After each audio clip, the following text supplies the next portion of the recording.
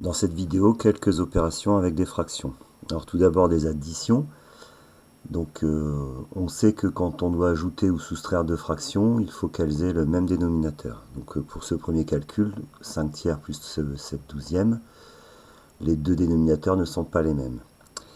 Donc dans ce cas, on regarde le plus grand des deux, ici 12, et on se pose la question, est-ce que c'est un multiple du plus petit des deux dénominateurs? Donc là, la réponse est oui, puisque 12 c'est 3 fois 4.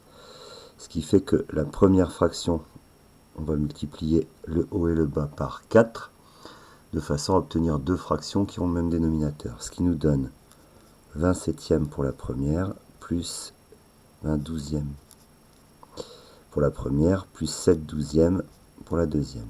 Et ce qui donne 27 douzièmes. Donc voilà cette fraction qui est le résultat, 27 douzièmes. On peut constater que les deux nombres sont divisibles par 3 et on peut simplifier donc en 9 quarts. Pour la deuxième addition, le plus grand des deux dénominateurs n'est pas un multiple du plus petit.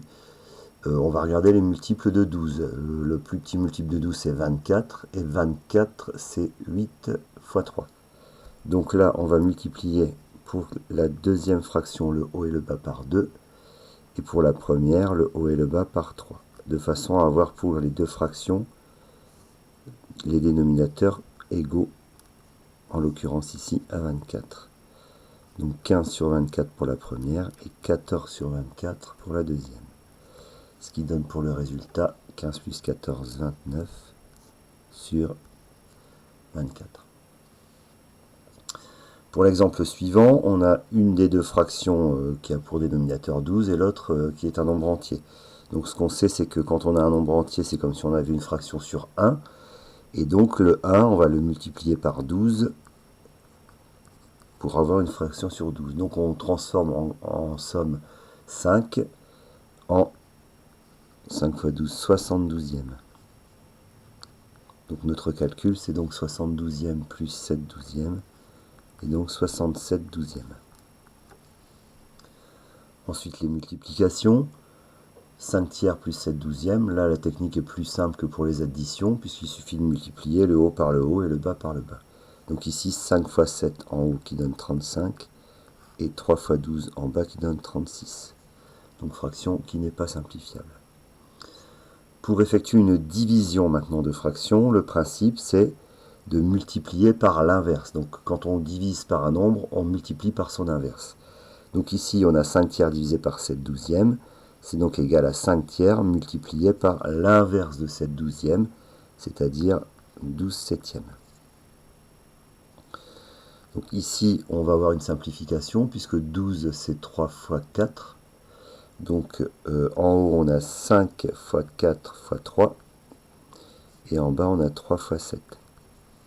Donc on peut simplifier par 3, ce qui va nous donner en haut 5 fois 4, 20 sur 7. Donc 20 septièmes pour ce produit, pour cette division, pardon.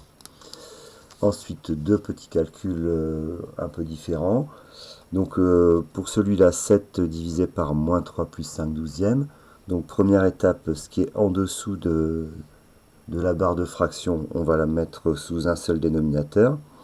Donc ici, c'est le même cas qu'un peu au-dessus. On a un nombre entier plus une fraction. Donc ce nombre entier, on va le mettre sur 12 et on multiplie le numérateur par 12. Donc ce qui fait que le calcul qu'on a à faire ici, c'est 7 divisé par, si on l'écrit en ligne, moins 36 douzièmes plus 5 douzièmes. Ce qui donne 7 divisé par moins, alors moins 36 plus 5, ça fait moins 31. Et donc 7 fois moins 12 sur 31. Donc 7 fois moins 12 sur 31, ce qui donne moins 7 fois 12, ça fait 84. Donc moins 84 sur 31. Et enfin la dernière, donc là c'est juste une autre représentation de celle qui est ici. Donc c'est 4 quinzièmes divisé par 2 septièmes, c'est-à-dire multiplié par l'inverse de 2 septièmes qui est 7 demi. Donc on pourra simplifier par 2. Ici, on a en haut 2 fois 7 et en bas 15 fois 2. Ce qui nous donne, quand on simplifie par 2, en haut 2 fois 7, 14 et en bas 15. Donc 14 quinzièmes pour ce dernier calcul. Voilà.